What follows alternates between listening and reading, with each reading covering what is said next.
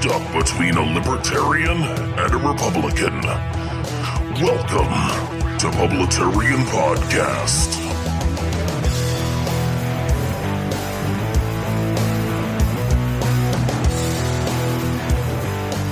Good morning, good afternoon, and good evening, everybody. This is Ronald Johnson, Publitarian, coming at you again with another episode of Publitarian Podcast, and we're going to pick right up where we left off with Ruby Red Pill. This is episode 62, and we had such a good time during the interview that we went way long, so I decided to split this up into two episodes. Obviously, if you haven't heard the first episode, I would strongly encourage you to go back and listen to that. That's episode 61. So we'll pick right up where we left off on the conversation. She was talking about how it's easier to come out as gay or bisexual than it is to come out as a conservative. Let's join. Yeah, it was easier for me to say that I was bisexual than it was for me to like show up to a family event in a MAGA hat. Not doing it. Wow. So yeah, it is a real thing that's happening, and I know that if it's happening to me, that it's happening to hundreds of thousands of other, younger people, and especially those people who maybe this is they've just crossed that age threshold where this is going to be their first real chance at voting in a presidential election. We don't want those people to stay home because they're scared. Right. And hopefully, whether they publicly show their support for the president or not, hopefully they'll still go and still vote. And, I know we touched on it earlier, and you were asking me what I was passionate about and, what my concerns were for the elections. And aside from what I said earlier about voter fraud, complacency. And I know I talked about this before, but... Talk about it again. Yeah, complacency is going to be a real issue. I don't know how you feel on the subject, but if people think Donald Trump is going to have a landslide 2020 victory, then they're going to feel like their one puny vote doesn't matter, and they're going to stay home, or they're going to go do whatever that day, and they're just not going to make it, and they're going to be like, oh, well, he's going to win anyway. Which is the mistake that Democrats made in 2016, let's be honest. Exactly, it is. And we want to progress. We want to learn from our mistakes. We certainly don't want to, digress. So we need people to understand that, yes, Donald Trump is extremely popular, especially in certain regions of the country. And yes, he does have a whole hell of a lot of support. And he's even converted quite a lot of people from central or even slightly left over to our side. He's polling 20% Democrats at his rallies. That's crazy. Right. It's amazing. I don't think any other right-wing president has ever had that high of a percentage. I don't know. Maybe. But he's it's impressive to see. I think what you're saying is correct. Of course, I would have to jump on. Yeah, we'd have to go look at the numbers. But, you and I are both precise when it comes to that. For legal purposes. For legal purposes, we must say we that. Have to, disclaimer. Anything you hear on the show is bullshit.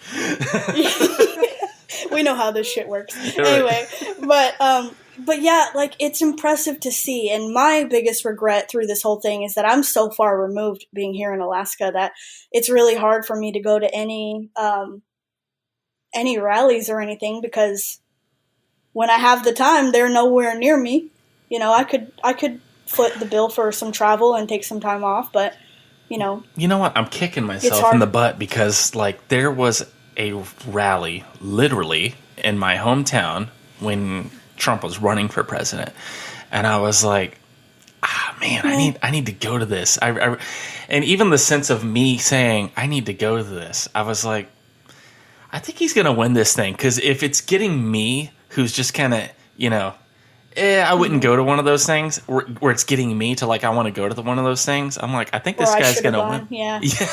And I should have went. It ended up being sold out, so I probably wouldn't have got in anyway. But there was this guy even made the news locally. It was 5 a.m. and he was at the door of this huge venue, and he was like, I am getting into this place. Yes, my people. Yeah, and I was that's what I'm fucking talking about. Dedication. That's my man right there. Yeah. But I just had the sense that he was going to win. I remember betting somebody $50 on it, and they thought I was full of shit. Not that they wanted Hillary to win; they just didn't think he had They a just prayer. didn't see him winning. Yeah. Yeah, I mean, that was the thing. $50. People underestimated him. I mean, yeah, he had a lot of support when he was running, but people underestimated him because they were like, he's not a fucking politician. He's not going to win. Where the rest of us are going, exactly, he's not a politician. Yes, and those of us who are like, you know, the truth seekers were like, yes, he's not a politician. That's exactly what we fucking need right now. Like, hell yeah. And, man, when he won, it was like the greatest. Oh gosh, 3:00 in the morning my time, and I am like running through the house shirtless with my MAGA hat on. Like, you were feeling that adrenaline pump. You know what I'm saying? Like, I was. Wow. I asked this old dude that I work with every now and then. I mean, like, he's like in his 70s, and I'm like, so how'd you feel about the whole like 2016 election? And he was like. You know that commercial that says if you have an erection that lasts for more than 4 hours, consult a doctor? Well, mine's still hard. That's fucking amazing. Oh, man. And I still remember my that. kind of people. Yeah. Yes. And I'm in like a pretty like bluish area. It's not like, you know, Republican by any stretch of the imagination. Mm-hmm. It just happened to be a kindred spirit that I was talking to. But anyway, that's awesome. Yeah, I mean, complacency. People tell me. I'm telling you, people tell me all the time. You're concerned about nothing, and I'm like, okay, well, and I just don't think that I am. I think that it is a real thing that people should consider. Sort of like the hive mind can be a trap, and if enough people believe that Trump has the 2020 victory landslide, like yes, in the bag, then the hive mind can work both ways. Yes, exactly. And if that happens, we're going to have a shitload of people who just think that it's all going to work out in the end, whether they get involved or not, and they're not going to do their civic duty to vote. And next thing we know, we're all going to be pretty fucking tired and worn out after the election if he loses. So, and not only that, to swerve back what you were talking about before with voter fraud and everything else, like we literally, unless he puts something into place like voter ID, the deck is stacked against him. So we have to like make doubly sure that we get out there and vote. And as the great Bongino says, call 10 friends, email 10 friends, DM 10 friends, bring Drive 10 friends. 10 friends, yes. Get in the freaking Uber a van and get as many people as you can. Like, get over there. But to the Ruby Red Pill Mobile, we're going to vote. Yeah, hell yeah. Let's paint a bus and put my logo on the side of a bus. I'll get you to the poll. I like your logo, by the way. We should do this. Thank you. It does sound like a pretty cool idea now that I'm thinking about it. Oh, man. Yeah, I think that's 2 big hits against us that we have. And those are just things that we're considering on the surface. It goes deeper than that. I'm sure there are going to be hang-ups, you know, that nobody considered. And it just kind of worries me. And I wish more people were concerned. And we never, like our side of the aisle, one of the things that, to our detriment, because we tend to have some kind of moral compass and play by the rules, we never see all the other sneak attacks coming. We're just like, oh, well, this is the election. This is what we should do. And the other side of the aisle already has like daggers and poison and everything else. Oh, yeah. They're always scheming some shady shit and stuff we don't see coming. And we're like, oh. Again, like I was talking about before, like being on offense instead of defense. Mm-hmm. Yep. Which is why I am hopeful for this generation, because I have a lot of young listeners, because they do troll. They do go on the offense. and the trolling and, you know, the no back down attitude, that's what we really need. We need like conservatives and like those of us on the right, we've got to find our backbone. Because like you said, we typically do play by the rules because they're the rules, and we try to do things with integrity most of the time, most of us. And for the left to be so shady, I'm not saying that we need to stoop down to their level. Obviously, we don't want to do that. But we have to start. But we can still throw some dirt in their eyes and punch them. Yeah, we need to toss some dust and throw some punches and stuff. And I don't know how to motivate people enough to get them to do that. One of my friends who listens to the podcast is like, Man, you bring up this Mr. Dan Bongino a lot. He's like another podcaster, and I'm like, yes, I do, but it's because like he's got the right idea about this. He calls it like the boxing ring and the battlefield mentality, and he was like, if you're boxing and you're a conservative and you're using your gloves, and the liberals on the other side are using glass with tape, and you're expecting the referee to help you, the referee is the media. They're not going to help you. Nope. So the media is biased as shit. Guess what? So they're not helping you. No, they are not helping you. I didn't see that punch. So that's why. Exactly. So I do invoke his name a lot, but it's because he's got some good points on this, which just drives home my earlier point and your earlier point of like being proactive and going on offense with this. Yep. We've got to motivate people to do something. Of course, there's always going to be those amazing people who make it a point to make sure they vote, make sure everybody around them votes. That's cool, that's great, but we need to go above and beyond. We need to, hold meetups and find like-minded individuals like ourselves, and we need to be more open to debates and stuff like that, and just educate other people on certain issues. Right. Like so many things about red flag laws. People are just silent on the whole red flag stuff, and I get it. It's probably because they don't know enough about it, but believe it or not, versions of red flag laws already exist in like 17 states. And people don't know that. And there are like 6 or 7 more states who are adopting versions of red flag laws in 2020. Like Colorado, for example. January 1. Okay. 2020. People are Ronald Johnson, and he doesn't know that. So expound. Okay. So, like, I know that people don't really seem concerned about red flag laws. They're like, oh, I don't see President Trump passing any law, so I'm not worried about it. But literally right now, as we speak... It's not Trump, it's a state level, right? Exactly. Okay. And there are, like, almost 20 states right this moment that have some version of red flag laws that are already in place.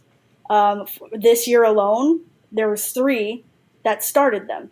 I think it was Hawaii and Nevada, and Colorado, like I said, is starting theirs on January 1, and that's right around the corner.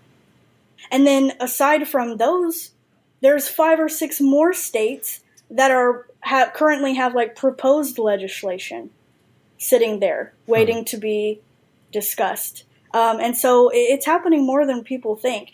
And there are real statistics out there for anybody who's interested in like how the red flag laws are working in those states. Yeah, my listeners will be interested. So yeah, whatever you want to tell us. And you live in Florida. You live in Florida, right? Yes, ma'am. Okay. Well, I did find it interesting that in Florida alone, in a 12-month period from March 2018 when the law started to March 2019 of this year, there were over 2,000 confiscation orders issued. Let me tell you about Florida real quick. Florida is... I know Florida is crazy. My grandparents live in Ocala, and I have spent a lot of time there. I'm serious. My grandparents live in Ocala, and I have spent a lot of time in Florida, and let me tell you something. Florida has the craziest fucking people.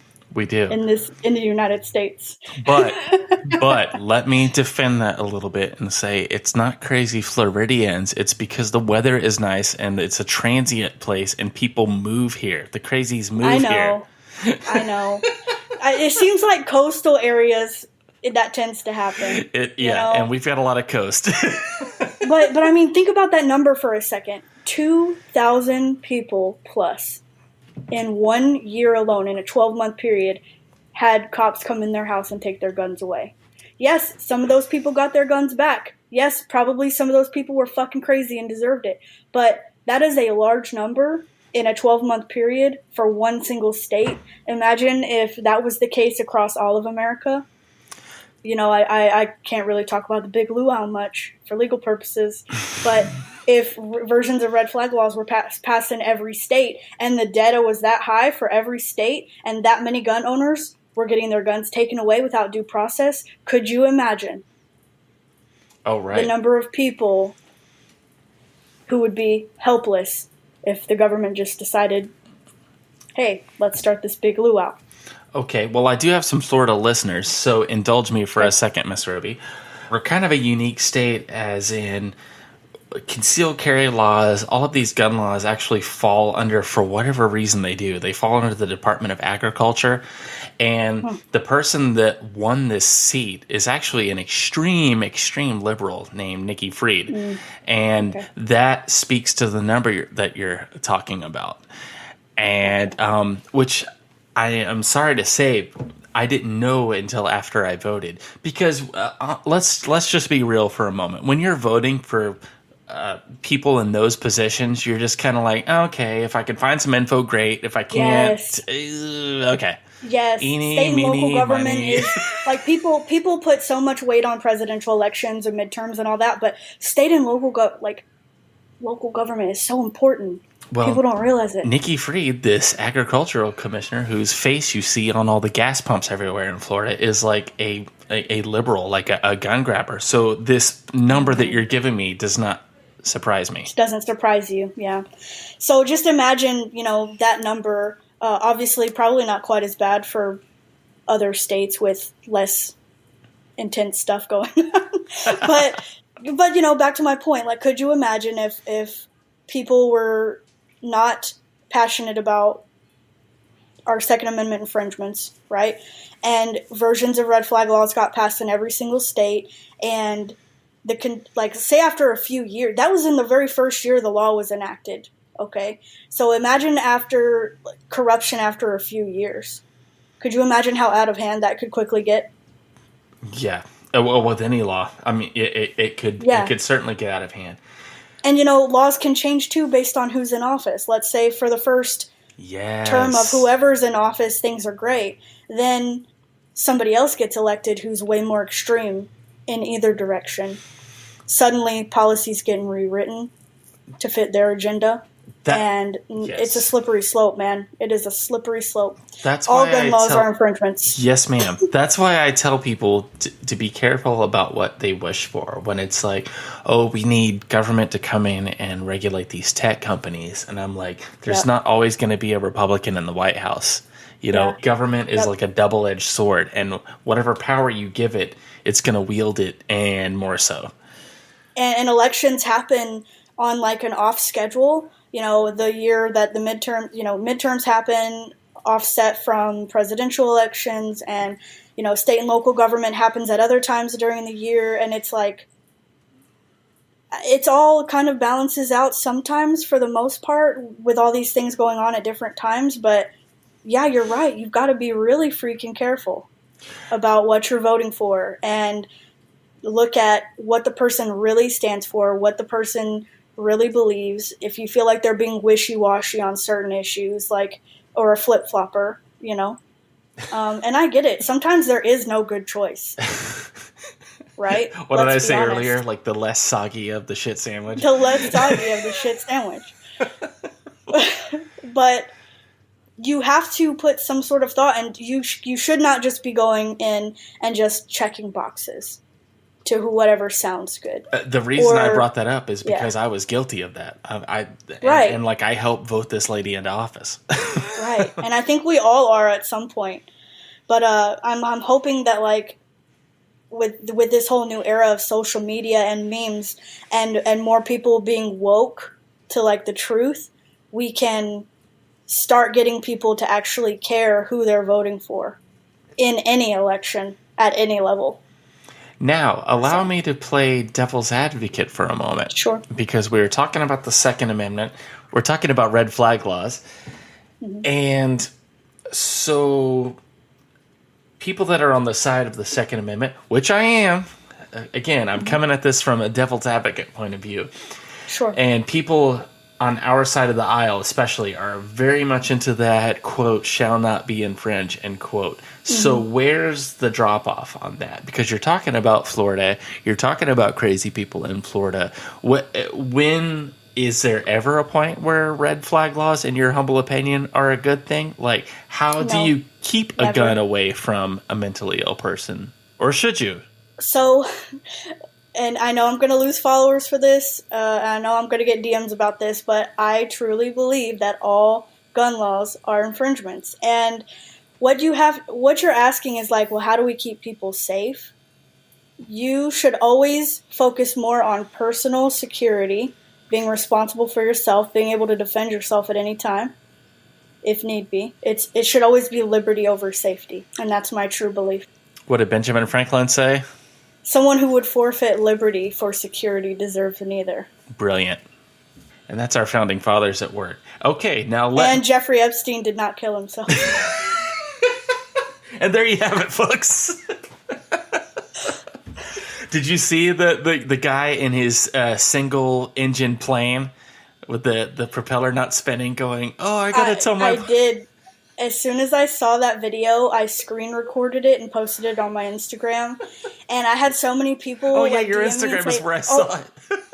Oh my god. So people were DMing me like, oh, is he okay? And I'm like, did you watch to the end of the fucking video? And they were like, no, it made my heart race.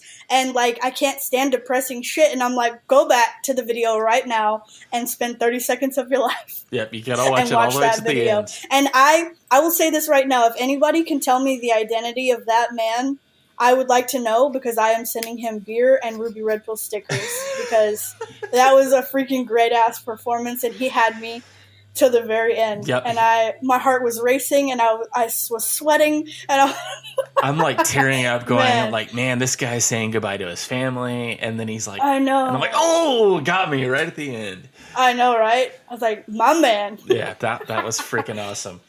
I'm living for all of the Jeffrey Epstein memes. I'm telling you. I know that I've shared like a bajillion at this point in time. You're preaching to the converted here, my dear. Yeah. I ain't stopping. That's what I'm here to tell you. Like Can't stop. I am not going to let. No, not at all. Because QAnon and all of the people who followed that for a while and still do. QAnon was talking about Jeffrey Epstein for 2 freaking years. Okay. And then we find out ABC knew about it a year before that. And around the 2016 election. Yeah, how convenient, right? And I'm just so mad over this whole thing because, obviously I never wanted him to be suicided. I wanted to see his black book of pedophiles go down in flames and Gitmo, and I wanted justice to be served. But how about that ABC anchor calling out like the Clintons and everything? And I'm like, oh yeah, she said Clinton, and I was like, oop, there it is. Like, thought you knew. things we have been talking about, and been called conspiracy theorists over for so fucking long. I feel vindicated. Yes. But I'm also pissed off because as a journalist, it was not her job to roll over on that story when ABC put the gag order on and say, okay, we're not going to run it. It was her job to say, you know what? This is a huge story and the people and the country deserves to know. Fuck ABC. I'm going to take it to a whistleblower or whatever. Like, the story should have been leaked way back then, because think of all of the young people, the children that 3 years could have worth. maybe not 3 years worth of children that could have not been abused had somebody really blew the lid off of this story a whole lot sooner. And maybe it's me and my personal traumas that I've been through, but man, I wish that instead of worrying about her job and saying, okay, I'm just going to roll over, I'm so mad, this is the story of the fucking century, but I'm just going to roll over and keep my job. I wish she would have been like, no, fuck you guys, this is wrong, and I'm blowing the lid off of this story right now, and gone somewhere else, anywhere else. I mean, Project Veritas certainly would have picked it up. Man, don't you wish that they would have been in existence back then? Oh, you're right. That was before Project Veritas. I think they're fairly newer in the last 2 years or so, right? Well, they did cover some election stuff, but I do think it would, because there was some local election stuff going on that they. Wait a minute, did they cover Acorn? Crap, I don't know. It's all starting to get jumbled in my head now. Crap. Well, now you're gonna make me get DMs about this. No, that's okay. That's fine. We'll just we'll say right now that we don't know how long Project Veritas has been in existence, but they are an amazing organization. They've done a lot of good, and man, do I wish that news anchor would have just really found found the cojones to just do something about it back then. And the Epstein thing, well, beyond the political elite, the Epstein thing crosses all political barriers. It crosses lefty friends barriers. of mine are doing Epstein yes. memes, and they know what's up. They know about the Clintons, and I'm like, okay, we're all in this together, at least on this issue. This is like that one round table issue where everybody all the hands are in, yeah, all the hands are in, and it's kind of amazing to see. But that's why, like, look what these memes have done. These memes have spread like wildfire across every avenue of social media and just life in general. I saw one printed out at a cafe yesterday on the wall. I was like, this is the next level right here. We're starting to print shit out and put it up like posters. But, like, and all of they're all so clever, and I get a chuckle out of them, but I'm like, man, this is a real deal. This is a real thing that we're talking about here. There's something that really happened, a really big issue. And I'll be fucking damned if I'll let people forget about this the way they've forgotten that we still don't have answers about the Las Vegas shooting that nobody talks about anymore, and how it's been like a bazillion days since Ruth Bader Ginsburg has been seen alive in public. And, yes, you know, like, we cannot let this fall flat like so many things before it, because the people that are effective with this seem to get silenced. You know, like Laura Loomer was like spearheading. Oh, shut down. Yeah. I mean, look at Paul. Do you know Gypsy Crusader? He has been he's shut been on down. my podcast. Yeah, okay. So he's been shut down so many. I've never seen a social media come after somebody so hard as they have come after all of Paul's pages that have ever existed, plus some. Yeah. And I'm like, it's always the people that are. Because let's be real. I mean, I'm not on board with everything he does, but my boy's got some balls. I mean, he broke into Jeffrey Epstein's property. And yeah, when he went to the apartment and was grilling that lady at the front door, I was like, fucking get her, yeah. I was like, yeah, Paul, go. Oh man, I was so pumped for that. I was like, man, too. I swear, if I was on that side of the country right now, I would be linking up with all of these people and trying to make getting stuff a beer, happen. my friend. Yes. No, take me with you. I want to go to the apartment too. Let's go. I want to go to CNN headquarters and handcuff myself to the door. Yeah. Let's go.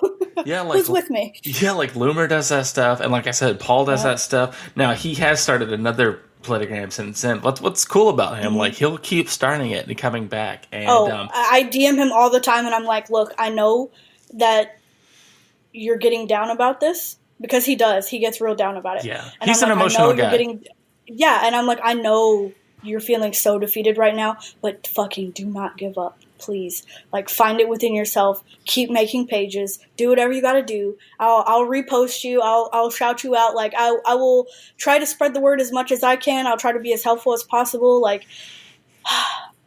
He can't give up.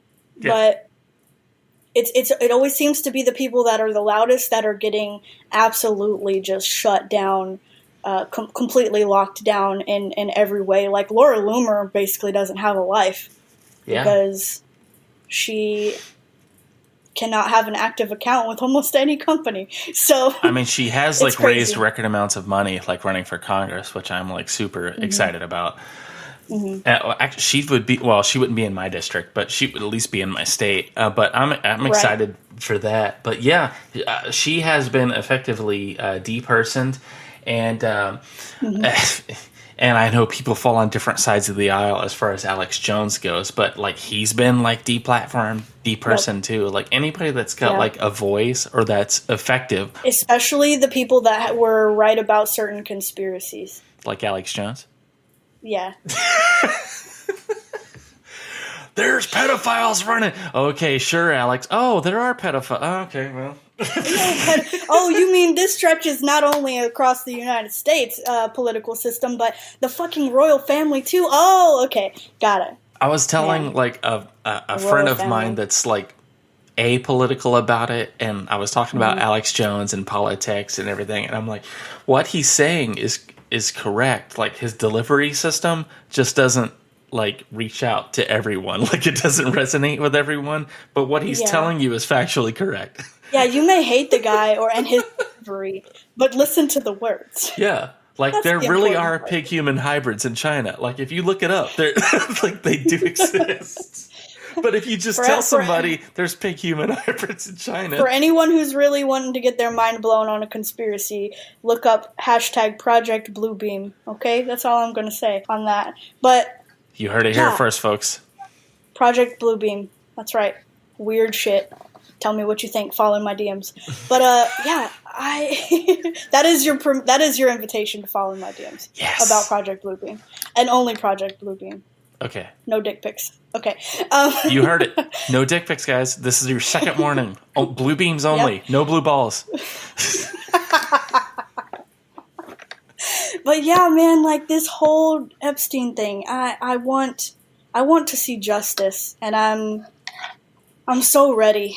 It's years in the making now for those of us who have been like talking about it for a long time, and there have been a lot of people who have fallen off the whole wagon because they think we're just going in circles and we're never going to see the justice. But that's the problem I've had with the Q movement, and I have been critical of it in previous podcasts. But it's like, oh, here it comes. Here it comes. Mm-hmm. And I'm like, okay, it's been almost 4 years now. Is it really coming? Or yeah. Now the whole Jeffrey Epstein thing coming to light was a huge win for the QAnon movement. Fair enough. But there is also so much information disseminated throughout that has failed to come true, and I don't foresee ever coming true. But the QAnon group of people is like a family.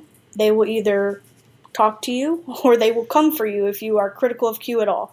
Those are the two people that I've encountered. I designed a QAnon sticker. I have it on the back of my truck, and everywhere I go, I designed one last year and I sold it.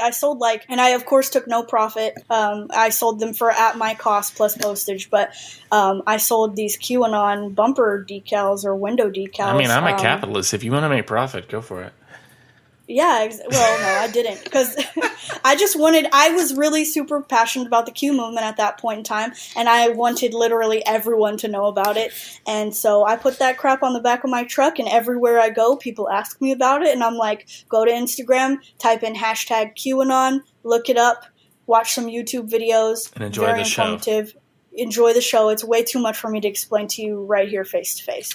You're just going to have to accept that. Because they always seem to really want me to just like give them an idea of what it is. And I'm like, I literally can't. We would be here for hours. Just go to YouTube and type in QAnon and watch some stuff. And then come back and we'll talk about it.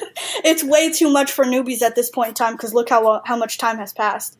So many Q drops. Way too many to try to like sit and explain to a new person now. But yeah, I've been critical of the Q movement in the past as well. I'm not saying I completely have left that train, but I need some more to happen. That's pretty much where I'm at too. We're kind of like kindred spirits in that. Like I want it to be true. And I'm just, I'm like you. I'm just waiting for stuff to happen. If it happens, great. I'll say, like I said before on previous podcasts, I would be ecstatic to be proven wrong on any of this. Yes. Like, please prove me wrong. Mm-hmm. I will eat humble pie and crow and be like, delicious. Yes, exactly. So, I mean, but, time will tell all. I mean, the only choice we have really is to sit back and watch. Now, speaking of unpopular opinions, do you have any? But yeah, so I do have an unpopular opinion about the whole Katie Hill debacle. Oh, really? And what is that? So I know that I'm probably gonna lose a lot of like support for this or whatever, but I don't feel like things that happened to her should have happened. Now, before I go any further, let me just clarify really quickly that one, I do not think that her inappropriate relationship with the staffer was acceptable, and I'm glad that she has tendered her resignation because I think that was probably for the best. But fair enough. The way that the whole I saw a ton of people on the right. They came for her. They were like, sharing her picture of her brushing into Stafford's hair, and like pictures with her Memes. Memes with her tattoo and everything. Like, and it wasn't that they were making fun of her relationship with this or her action, being unacceptable. They were shaming her for her sexuality. It felt like a lot of them. And me, like, I guess maybe I'm biased a little because I'm also bisexual, but I really could have cared less who two consenting adults sleep together. Now, I get it. The inappropriate part was the fact that it was one of her campaign employees who was on her payroll, and, there's no double standard when it comes to the Me Too movement. If we're going to come after men for that, we've got to come after women for it too, right? Right. But don't shame her for having a polyamorous relationship. Like, her and her husband, who at the time they were in this, Thruple? relationship thruple. Okay, which I had to say look that. up because I'm vanilla. But yeah, they were really coming after her for, shaming her for her relationship with this other person. And I'm like, look, I'm a constitutionalist. Like, I don't give a shit who you love. I don't care, honestly, whatever. You do you, That's kind of my motto. But you do your Stafford. Yeah, you do your stuff or whatever. Now, like I said, the relationship with that other, that woman being on her payroll, obviously far inappropriate. No double standards when it comes to that. Not acceptable. But, don't shame her for her sexuality, guys. Come on. Not everybody is just into man and woman, And what was, the worst part about the whole thing for me was that her husband, who she's now divorcing, was involved in this three-way relationship at the time, and he is the one who leaked the photos of her nude. And it was kind of like a revenge porn situation. Yeah, like a wife swapping site or something. Yes, without her consent, and I think that is shitty. So I'm calling that guy out for... That is shitty. Yes, and now they're getting a divorce. And I'm like, man, that whole thing, I feel bad for her a little bit. Do I again, I don't agree with who she chose being on her payroll. That's obviously not allowed. Not okay. But do I care that it was a woman? No. Not at all. So, I don't know, so many people on the right were, being so aggressive with this, and I was just like, yeah, I'm not going to share a single Katie Hill meme because I just do not give a shit.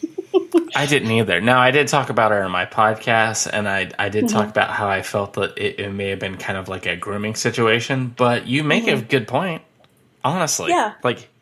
Here we are, live on my podcast. You're making a good point here, Ruby. Thank you. I do try. But it was a man and a woman who obviously wanted a little something added to their marriage, found another consenting adult to be involved, and that guy took photos. And let's not even talk about Katie Hill for a second. That guy, the staffer, is in that photo as well. So not only was he putting private photos of his own wife out there like a shitbag, but that staffer as well. So, yeah, unpopular opinion. I think what happened to Katie Hill and the way people came for her was messed up. I don't agree that she should be allowed to continue an inappropriate relationship with somebody on payroll, and I'm very glad that she resigned. But I'm glad she resigned too, just because she's another shitty liberal. But right, we don't need more of those. Yeah, but I wasn't expecting her to either, because liberals usually, if they get caught with something, they just double down, triple down, quadruple down. And I was like, oh wow, she actually left. Debbie Wasserman Schultz got totally busted, and she's still around. Who? Yeah, even Omar. Yes, she's had a bit of an extramarital scandal going on, and yet here we are. What you need to say is some people did something. Some people did something to someone, and to someone else, and they're still in office. What the hell? Some people did justice. Someone. Some people did someone who was not their usual someone. Some people did a different someone. Yes, and they get to keep their job. Hashtag liberal privileges. Hashtag liberal privilege is real. Yeah. But I mean, like, why does Omar get to keep her job and Miss Hill, obviously her whole life is being changed by this whole thing. Miss Hill is white, and man, here I'm going into some ethno thing here, and I'm not even. Let's talk about virtue signaling now. Yes, like, there we go. She's white, so obviously, she's the next closest thing to the cis white male, so we have to go after her next. Exactly. Right. Oh my gosh. The whole thing is a mess, dude. Like, I don't know how liberals are keeping it all straight at this point. Pun intended. Yeah, because.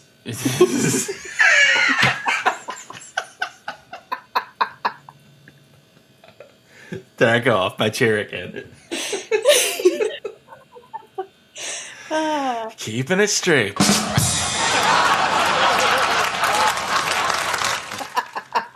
Yes. But yeah, like, I don't know how liberals are managing all of the crazy rules that they're setting for themselves now. I don't know. Yeah, their space is kind of like what I imagine an ER would be, where it's just like people running around doing triage everywhere. Mass chaos. Yes. Like, someone's got a shoe up their ass over there. I don't know, man. But, but yeah. I need 40 cc's of lies over here. Lies over here. I need 20 cc's fake of cover over crime. there. Yes, fake hate crime over there. Put a noose over him over there. And put a MAGA hat on this black fellow and put him in whiteface over here. Go, go, go, go, people. Put an Indian headdress on this lady over here for us, please. Oh, man. That's a whole story for a different day. I might just have to come back. But, you hear this, people? Do you hear that? She's just inviting herself back on my podcast. I'm sorry, that's rude. Gosh. I mean, I was going to invite you to come back, but now, I don't know. Aggressive female 101. Just be whatever the fuck you want. Exactly. Man. I'm sorry. No, this is perfect. I was gonna see if you did want to come back on the podcast, because this has been a lot of fun. Yeah, absolutely. I would love to. I can't wait to do it again. And like, I'm sure that there's going to be some fuckery in the news cycle very soon that we'll have lots of things to say about. We will. Now, is there any closing thoughts from Ruby Red Pill? Nope. Okay. Then we are good. Yep. I know we have talked about so much today. Like, wow. I think we've covered it all. I think we've solved the world's problems. Everybody just needs to just listen to this episode, and like, if you have any more questions, obviously drop in our DMs. Let's talk. I love talking to people, but man, we've covered a lot of topics today. We have. We've covered a lot of ground. Now, if people want to find out more about you, obviously they can DM you. They can find you on Instagram. Is there a presence you have anywhere else? Is there any merch? Is there some other way that I can plug you? I am on Twitter, so it's at Red Pill Ruby. So it's reverse on Twitter. I'm not as active on Twitter because I feel like I say everything, and Twitter is evil. Let's just be honest. But also can be such a good tool at some times. I'm also on Parler, our favorite free thinking app. Yes. As at Ruby Red Pill on Parler. So feel free to follow me on there. I am currently following everybody back. Yeah, I also sell my stickers, of course, because I love it when people send me pictures of my stickers on things. Did you know that someone sent me a message the other day and told me that they were in Germany? I'll have to go back and find out where, but they saw my sticker. You have international followers. I guess so, man. But somebody in Germany saw my sticker somewhere, and I asked them to take a picture for me, so I'm waiting to be sent that. But like, how cool is that? That's freaking awesome. Yeah. Ruby Red Pill, a national treasure and an international treasure. Thanks. And that will do it for us at Publitarian Podcast. If you want to reach out to me, you can. I am publitarian@gmail.com or thepublitarian@gmail.com. And I hope you had fun listening to this podcast. I've had a lot of fun. Ruby, thanks for being on. No, thank you for having me. This has been awesome. And that will do it for us. See you later.